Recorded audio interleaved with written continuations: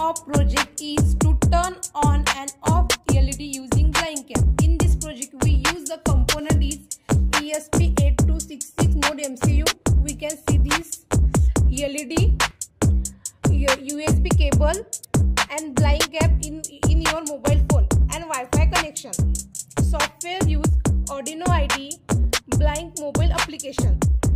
तर इथं आपण टिंगर कार्डची ब्लॉक डायग्राम पाहू शकतो. इथं D2 पिनला एलईडीचं पॉझिटिव्ह कनेक्ट आहे आणि जे एलईडीचं निगेटिव्ह पिन आहे ते ग्राउंडला कनेक्ट आहे. तसंच आपण इथं या डायग्राम पिन डायग्राम कनेक्शन मध्ये पण पाहू शकतो की एलईडीचं जे एनोड आहे ते D2 पिनला कनेक्ट आहे आणि कॅथोड आहे ते ग्राउंड पिनला कनेक्ट आहे.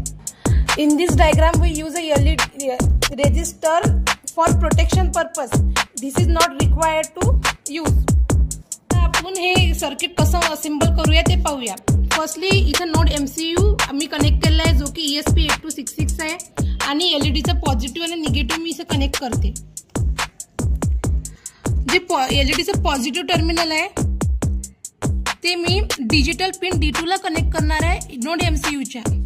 तसेच जे ग्राउंड जे एलईडीचं निगेटिव्ह आहे ते मी ग्राउंडला कनेक्ट करणार आहे. ते इतकं सिंपल आपलं सर्किट होतं आणि हे सर्किट आपण पूर्ण ब्लाइंड कॅप वरून कंट्रोल करणार आहे. तर या प्रोजेक्टची वर्किंग कसं आहे, LED turn on and of कसा काय होते ब्लाइंड कॅप. सर्वप्रथम आपण इथं ब्लॉक डायग्राम पाहू शकतो. इथं blind cap, ESP8266 node MCU आणि एलईडी. तर आपण युजर काय करते, जे ब्लाइंड कॅप वरून एलईडी टर्न ऑन अँड ऑफचं स्विचचं बटन क्लिक करते. जर युजरनं टर्न ऑनचं बटन क्लिक केलं तर जो web server blind cap cloud सर्व्हरवर तो मेसेज सेंड होते आणि तो ब्लाइंड कॅप जे क्लाउड सर्व्हर आहे ते मेसेज नोड MCUला सेंड करते. ज्याच्यामुळे जे ब्लाइंड क्लाउड सर्व्हर आहे हे एक ब्रिज म्हणून ऍक्ट करते ब्लाइंड ॲप आणि ESP8266 मोबाईल ॲपमध्ये.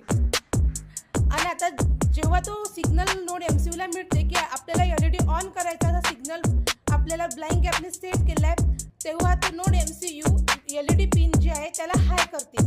इथं आपण जे एलईडी पिन आहे, जे एलईडीचं पॉझिटिव्ह टर्मिनल आहे ते D2 पिन डिजिटल पिन 2 ला कनेक्ट केलेलं आहे. तसंच एलईडीचे जे कॅथोड पिन आहे ते ग्राउंडला कनेक्ट केलेलं आहे.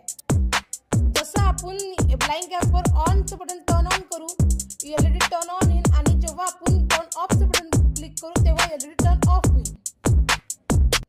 तर मी इथं माझं हॉटस्पॉट ऑन केलेलं आहे आणि माझं ESPचं जे बोर्ड आहे नोड MCUचं ते इथं कनेक्ट झालेलं आहे.